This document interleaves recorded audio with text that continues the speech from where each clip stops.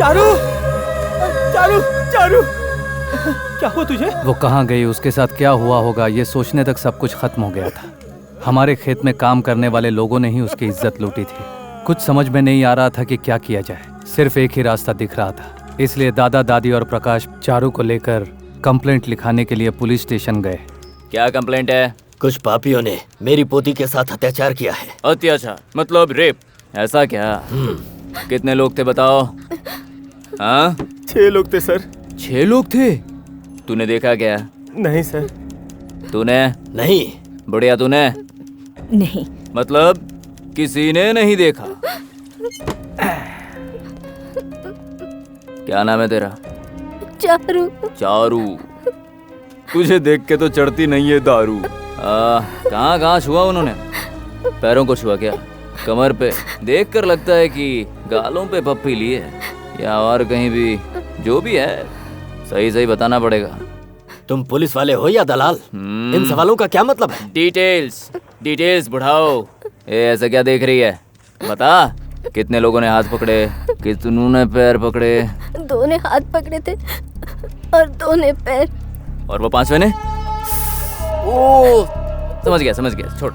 मतलब उन 5 ने मिलकर ही कहाँ जख्मी किया?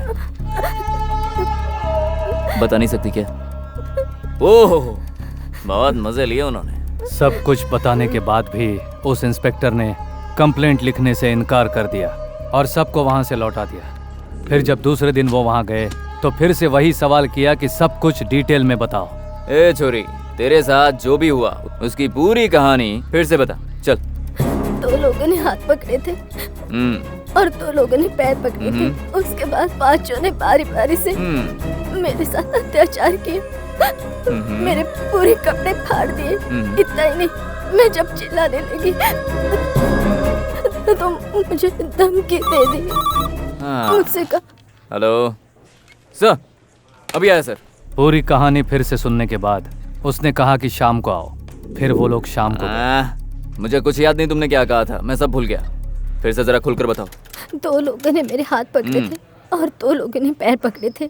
जरा सोचिए, एक लड़की के साथ जो अत्याचार हुआ वो अपने माँ बाप या भाई बहनों से कहते समय झिझकती है। ऐसे में हमारी रक्षा करने वाली पुलिस इस तरह बार बार पूछने लगे तो क्या मतलब है सर?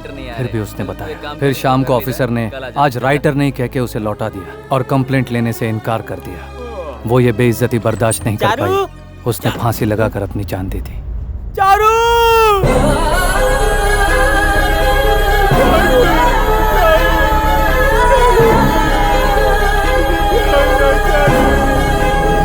बचपन से जिसे अपनी बहन माना उसे खोकर कौन सा भाई चुप रहेगा सर? अब इसे क्या हो गया? कुछ नहीं हुआ सर। देखिए, मेरी बहन आराम से सोई है, आराम से सोई है सर। सर, इसी हाथ से मार के, इस तरह से मार के कहानी सुनाने की जिद करती थी सर। आज वो हाथ शांत हो गया है। सर, आपको जानना था ना इस हाथ को कितने लोगों ने पकड़ा है? फिर से पूछिए ना, जवाब देखिए। सर, जब ये चलती थी तो इसके पायल की आवाज हमेशा मुझे सुनाई देती थी। अब सुनाई नहीं दे रही है सर, एकदम से शांत हो गई है सर। आपको जानना था ना सर, कितने लोगों ने पैर पकड़ा था? पूछिए ना सर, पूछिए ना, जवाब देगी। चारू, जब इनकी बीवी का रेप होगा, इनकी बहन का रेप होगा, उनसे भी डिटेल में सवाल पूछेंगे, जैसे तुमसे पूछा था चारू। सर, हम जैसे छोटे लोगों से आपको क्या मतलब? सर, आप हमारे रखवाले थोड़ी है सर। पूछिए सर, आप सवाल पूछिए सर, चारू बताएगी। पूछिए ना सर, पूछिए ना। पूछ क्यों नहीं रहा? गूंगा हो गया कमीने? मैं खामोश हूँ, इसका मतलब तू कुछ भी बोलेगा? इतना गुस्सा आ रहा है? मुझे मारेगा तू? ये ले पकड़, मारना, मार मुझे। हाँ?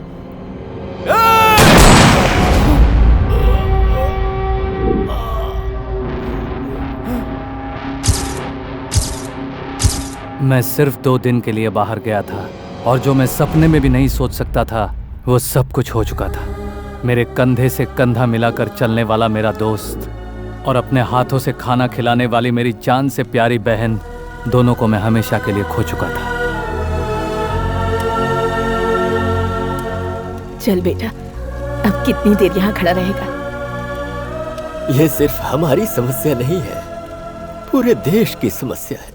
पुलिस का मतलब ये नहीं है कि अपने कंधे पर वो स्टार पर स्टार बढ़ाता रहे। उन्हें उनका फर्ज याद दिलाना होगा। जानते हो, हमारा देश इतना कमजोर नहीं था। अगर सारे ईमानदारी से अपनी ड्यूटी करें तो देश की सबसे बड़ी ताकत बन सकती है हमारी पुलिस।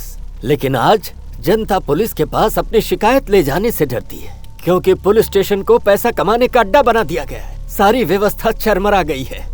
तेरे बहन के साथ हुए अत्याचार को उन लोगों ने उसके मुंह से बार बार बुलवाया, तो वो बेचारी आत्महत्या नहीं करती तो क्या करती? रेप कैसे हुआ, किस किस ने छुआ?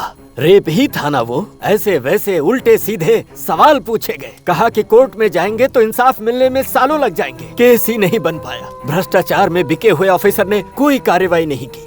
पुलिस का नाम सुनकर हमें गर्व होना चाहिए, उसकी जगह हम उन्हें गालियां देते हैं। उनसे डर लगने लगा है। लेकिन मुझे विश्वास है, अगर पुलिस अपना फर्ज निभाए, बेईमानी ना करे, ईमानदारी से काम करे, तो ये सारी समस्या खत्म हो जाएगी। दादाजी की बात सुनने के बाद मुझ पर एक जुनून सा सवार हो गया।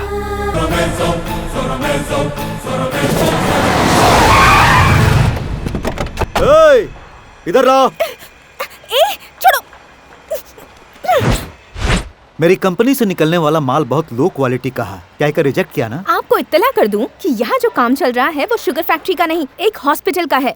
आप जैसे लोगों से मटेरियल खरीद कर अगर बिल्डिंग बनाई तो 100 साल की बजाय वो 2 साल में ही गिर जाएगी। तुम कोई ताजमहल बना रही हो क्या मैडम, जो 100 साल तक टिका रहे? आफ्टर ऑल ये गवर्नमेंट हॉस्पिटल ही तो है। अब तो सरकार 5 साल तक नहीं टिकती, किसी चीज की गारंटी नहीं। चुपचाप क्वालिटी पेपर पे साइन कर दो। अगर आपकी बात मानकर साइन कर दिया और भगवान न करे ये बिल्डिंग गिर गई तो मुझे ही सबका श्राप मिलेगा। बिल्डिंग गिरने के बाद जो लोग मरेंगे तुम उसके बारे में सोच रही हो, लेकिन मैं बिल्डिंग बनने से पहले तुझे मौत की नींद सुलाने को सोच रहा हूँ।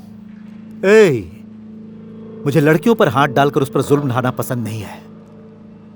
घसीट कर ले जा और साइन करा।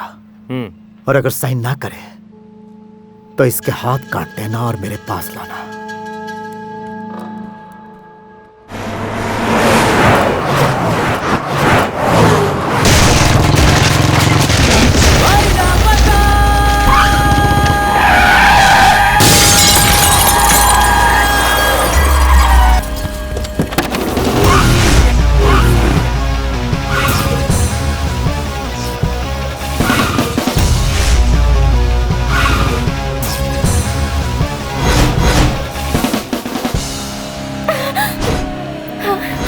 टाइमिंग एकदम करेक्ट है ना मेरा? फिल्मों में दिखाते हैं सब कुछ हो जाने के बाद पुलिस वाले अक्सर लेट पहुंचते हैं, लेकिन मैं थोड़ा हटके हूं, मैं पहले ही आ जाता हूं।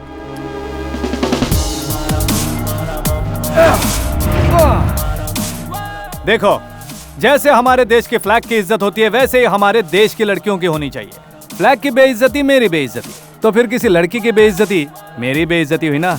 छे छे छे छे। और ऊपर से ये तो मेरी गर्लफ्रेंड है।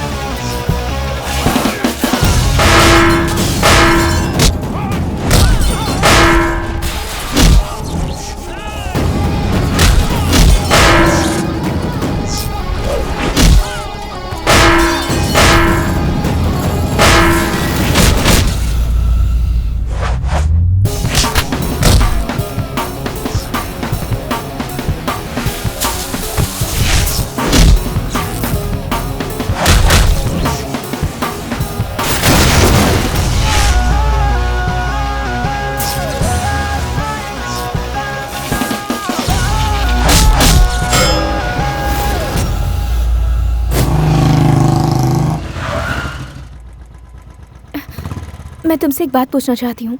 पूछो। तुम कहते हो तुम मुझे नहीं चाहते, अक्सर डांटते हो, फिर तुमने मेरे लिए फाइट क्यों की और मुझे मेरे घर तक छोड़ने क्यों आए?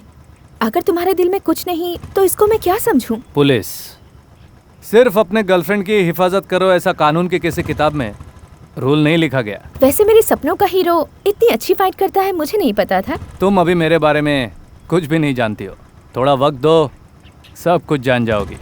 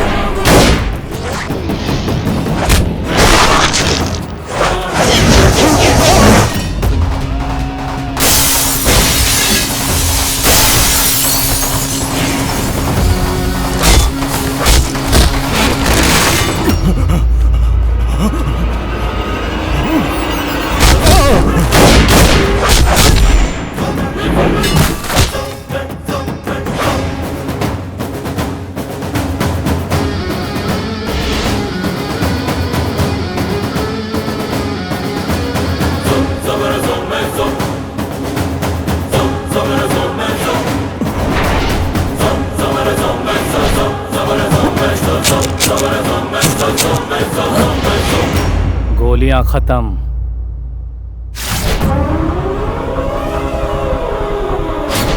और तेरी जिंदगी भी।